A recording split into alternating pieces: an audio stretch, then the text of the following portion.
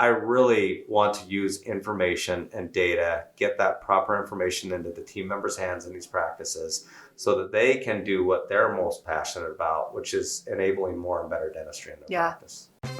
This is Growth in Dentistry, a dental intelligence podcast where we ask the question, what does growth in dentistry look like to you? I'm Katie Polson, a dental hygienist and your host. Welcome. We are so excited to launch this podcast. And to do that with me, I have today our fearless leader and CEO, Weston Lunsford. Hi, Katie. With so many dental podcasts to choose from, we were so glad that you're here to join us. Our goal is to provide actionable information from industry leaders to help your practice grow, whatever that might look like to you. We are like big growth people around here. It's what the company was founded on. So Weston, would you give us a brief history on how dental intelligence was started and what problems were being solved? Yeah, thanks, Katie. Thanks for having me, by the way. I appreciate it.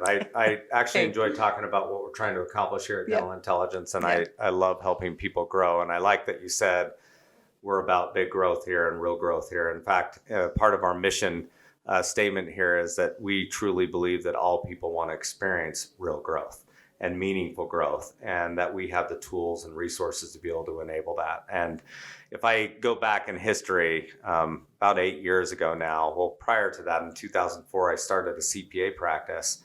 And in that firm, I saw a huge gap of meaningful information that dental practices just did not have access to.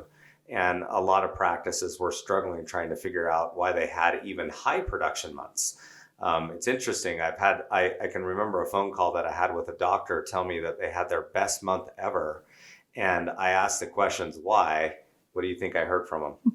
They probably didn't know. They didn't know. It was actually silent. And I'm like, well, what do you think caused that high performance month? And it was just crickets, and they didn't know. And so we saw this huge gap in the industry of not knowing what is working, and especially not knowing when it's not working, why, the whys behind what's not working.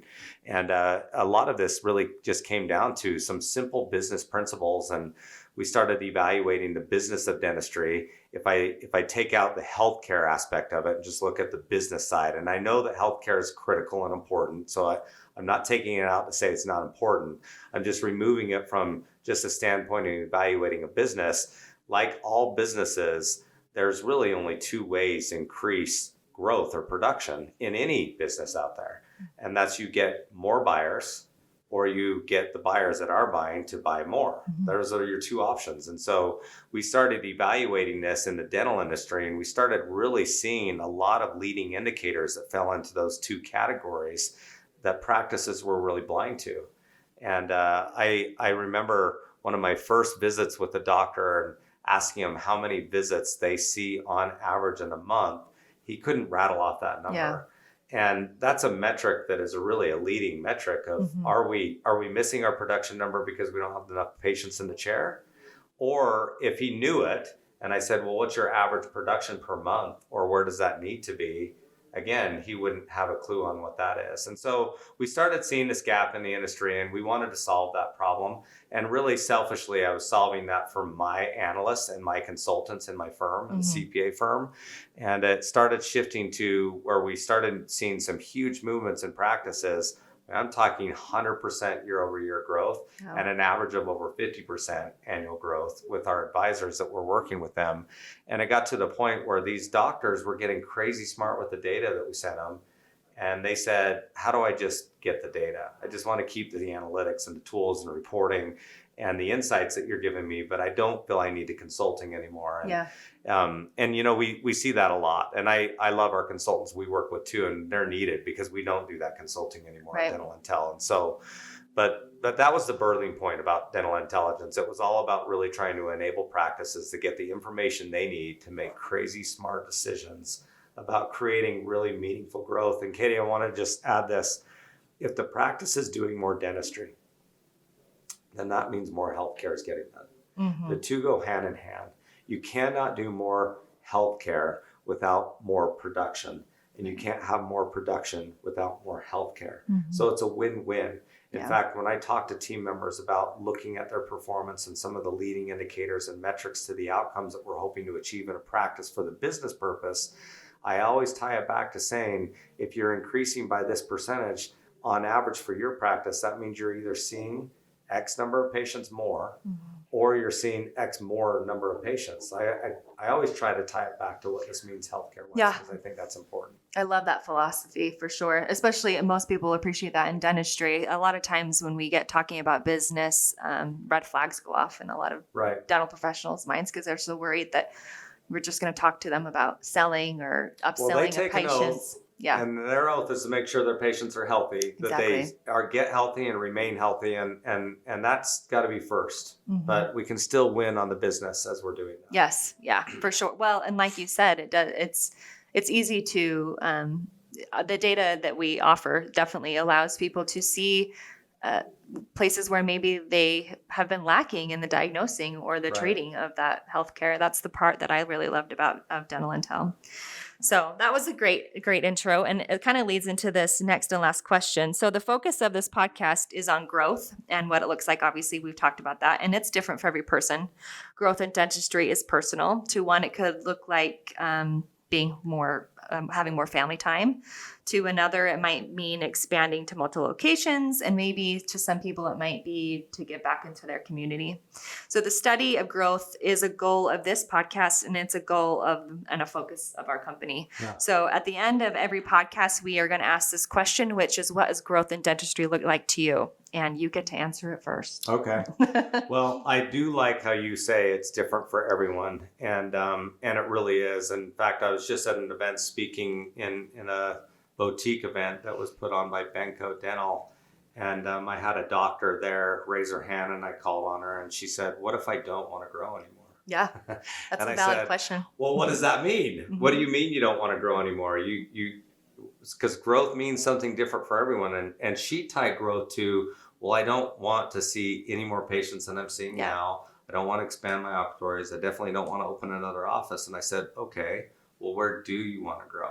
So I really think it's important that for all your listeners that are listening to this podcast, that you're truly honest. What is growth for you? It may be just spending more time with my kids at home and working less hours in the office. I had a Dr. Johnson back east in Boston who called me up, and he thanked me for what we were able to do for him and his practice. He was an MBA, so brilliant doctor, and was already doing very, very well. It was a single associate practice, just him, meaning he was the only producing doctor there, and he had a team of 4 hygiene, and he was doing almost $4 million in top line production in this practice. And this was a GP practice. He did some ortho, but it was a general practice. He was busy. And just doing crazy good.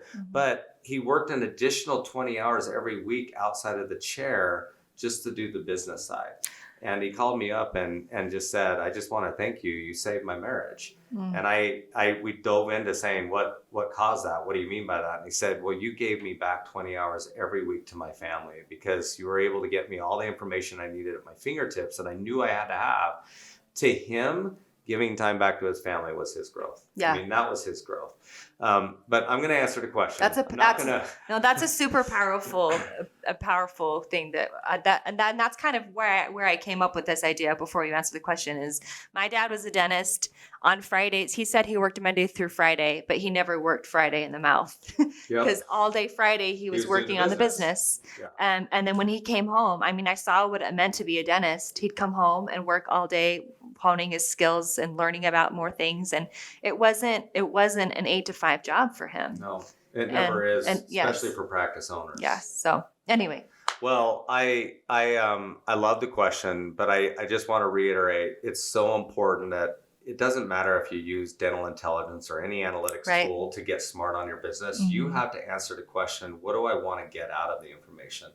What do I want to shape for my future and for my team's future? And that growth, as you mentioned, Katie, is different for everyone. So to me, though, I'm going to tell you what I want to empower here. And we have a big vision. I see a lot of data. We have, to give you the answer simply, real growth to me means seeing an overall increase in patients receiving the care they need in order to get or stay healthy. And when there's a lot of data behind that answer, but I want to see that. So to me, elevating oral health care here, at least in the United States, because that's where we serve right now, is something that I think our whole team is pretty passionate about. We want to see more dentistry get done, and not just more dentistry, but better dentistry. Yeah. And let me give you an example of that. On average, in this last quarter that we just wrapped up, we had 62% of all restorative care treatment that was diagnosed that did not get accepted, meaning it's still not scheduled right now. Yeah. Now, I know we're early into this next quarter, and so some of this will end up getting trickling and schedule in, but you typically will see over 54% of restorative care that gets diagnosed that does not get completed over a 12-month period of time. That is a problem here. Yeah. And I really feel like a big part of that is not knowing that. We don't know this information. We don't see it. And even if we do see it, and every doctor I talk to or every hygienist I speak with, they're all very passionate about improving oral health care. In fact, if hygienists could measure the pocket death they reduce by footage over the years they've been practicing hygiene, I would be really proud of myself. That would be an incredible metric for them, right? So, but when I talk to doctors, they all want to improve their case acceptance rate. But they don't necessarily understand why it's low or where it's low. It might be low because of what the handoff and what we're saying inside the chair when the doctor leaves the practice. Right. Or it might be low because the doctor needs to improve on some presentation skills. Or it might be low because we don't have good visual equipment to help the patient see because they can't feel it, but they need to see it at least. So there's different reasons, and data can really help people get smart about that. That's one element. The other thing that I see right now in the industry as far as improving oral health care is the percentage of our active patients that are unscheduled. It's insane, Katie. I know you know these numbers, but we have over 50% of our active patients, meaning patients that have been in the last 18 months that are not scheduled. And then when we look at the amount of inactive patients in our database, I think you know some of these numbers, but we have over 130 million patients in the database today. And out of those 130 million patients in the database, 62% of them as of right now do not have a future appointment. Yeah. There's a huge opportunity out there. And so I really want to use information and data, get that proper information into the team members' hands in these practices so that they can do what they're most passionate about, which is enabling more and better dentistry in their practice. So well said. Well, we hope that you allow us to do that. And if not, at least just listen to the podcast. So that is the focus of our Growth in Dentistry podcast. It's been great to talk to you. Thanks, Katie. Yeah. Thanks for having me. If you have any questions for Weston, you can go to our podcast page at dentalintel.com and record one. Also, please join our DI Customer Community Facebook page again with like-minded people like us and enjoy a lot of data talk. It's pretty fun. I'm Katie Polson. Keep growing.